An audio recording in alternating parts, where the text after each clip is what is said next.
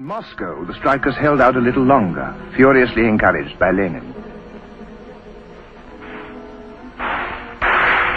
But the army was still loyal to the Tsar, and the army had the guns, the cavalry, the resources, and the confidence. The strikers had defeat and death.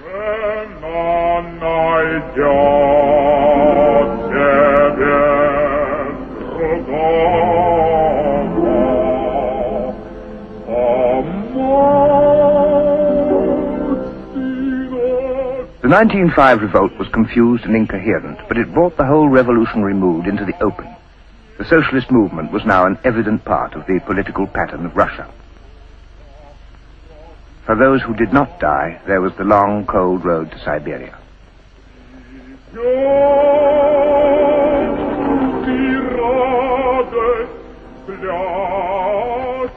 For 12 years, then, the revolt was over. Once again, Lenin escaped arrest and fled to Paris. There, in the usual back room of the exile's life, he wrote and argued and denounced all who disagreed. Lenin insisted that only he and his group of uncompromising Marxists were Bolshevik, the majority. The moderations of Plekhanov and his like were Menshevik, the minority.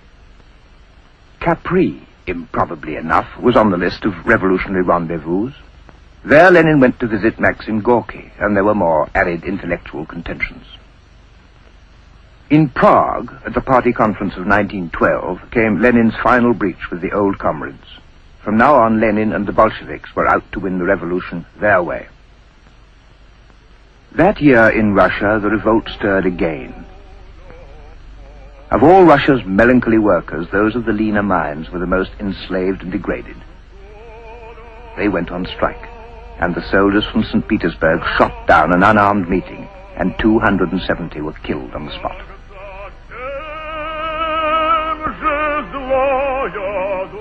At that there rose in Europe a howl of horror and protest so loud, and in Russia a national strike so great, that a certain awe fell on the government, and a few tentative measures of conciliation came about. Lenin was closing in. He moved his base to Krakow in Galicia, but all this time another party was at work, the Okhrana, the Tsarist secret service. By now they were well on to the revolutionary movement. They had widely infiltrated it. They actually took part in smuggling the papers and running the guns, meanwhile encouraging the schisms and retarding the movement. But, and it was somehow very Russian, even the secret service men were divided. Some of them became real revolutionaries. And now it was 1914. Suddenly, all over Europe, multitudes of dissidents remembered they were loyalists. A wave of patriotism drove the conception of revolution into abeyance. Lenin was consumed with impatience. What had happened to European socialism? Where was the workers' solidarity that should quench this war?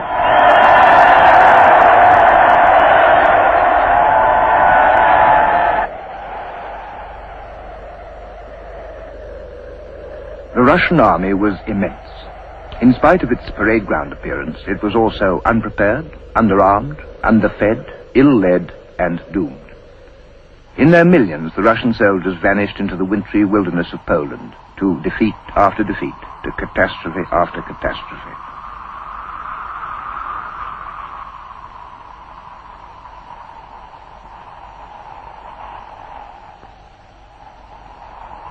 At least 4 million never came back. At home, the privations grew almost beyond the point of toleration. The Russian mood alternated between hysteria and Slavonic despair. By 1917, it was a country ripe for chaos, and Lenin was not there. By now, he was in Zurich. What detonated the February Revolution was small enough, an industrial dispute in the Putilov works in Moscow.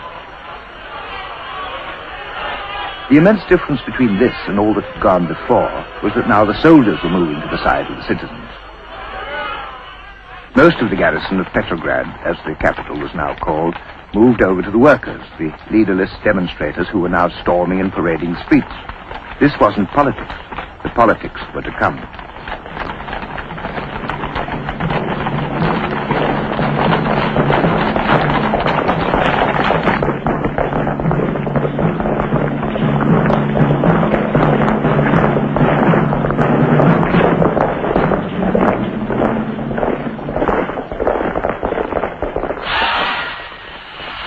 And now the Tsar had gone.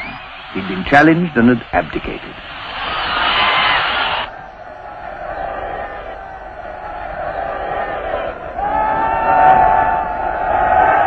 After 4 centuries, Russia had no Tsar, and it still had no Lenin.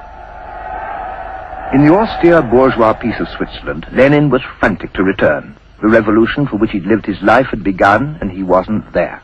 It would go by default. It would get into the wrong hands. Yet how could he, Lenin, cross the battlefields of a Europe at war? Petrograd, without a Tsar and without a Lenin, was now an arena for politicians contending for power. The seething impatience of Lenin and the exiles of Zurich produced a melodrama worthy of the times. The famous sealed train that no one might leave nor enter on its journey. The Germans, most eager to get a good disruptive force like Lenin back among their enemies, agreed to send him there by train. Some 30 men and women traveled on that famous train, the hardcore of the exiled revolutionaries. Lenin, Zinoviev, Radek, Clara Zetkin, Sokolnikov, all pipelined through a Europe at war, back to a Russia they had none of them seen for years. And so, after 12 years, Lenin returned to the Finland station.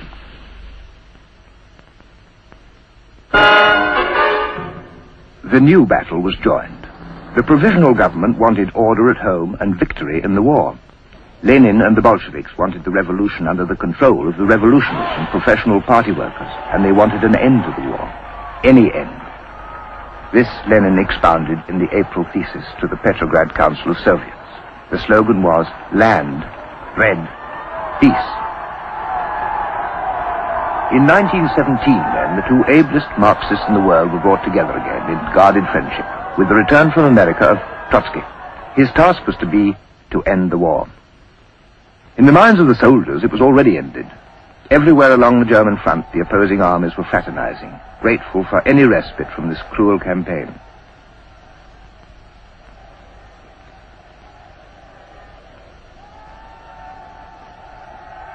Whole regiments packed up, quit, deserted.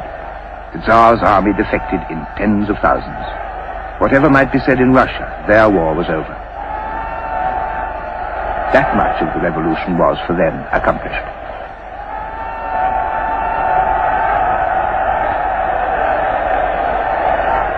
In Petrograd, the revolution was established, and what had, in fact, changed? Lenin continually demanded that the provisional government give way to a republic of the proletariat and an end to the war. That July brought out 300,000 people into the streets. On the other side, Kerensky, whose father had taught Lenin Simbirsk. He was prime minister, and he subdued the impatient Bolsheviks. Their headquarters, the commandeered house of the ballerina Kreshinskaya, was sacked. The left was routed. Lenin, disguised as a railwayman, slipped over into Finland, indicted for treason. For now the story was, Lenin was a German agent, sent in by the Germans, paid to end the war. He furiously denied it, but hiding didn't help. Now, in 1917, with Lenin still away, the campaign was on for the elections for the Constituent Assembly. The Bolsheviks remained in a high condition of exhilaration. As they had once cried, "The Tsar must go," they now cried, "Kerensky must go. Power to the Soviets." Yet, when the 42 million votes came to be cast later, the Bolsheviks were to get less than 10 million. The other social revolutionaries got 21 million, 58%. But Lenin said, the interests of the revolution stand over those of the Constituent Assembly, and on its first meeting, the Bolsheviks imposed their will.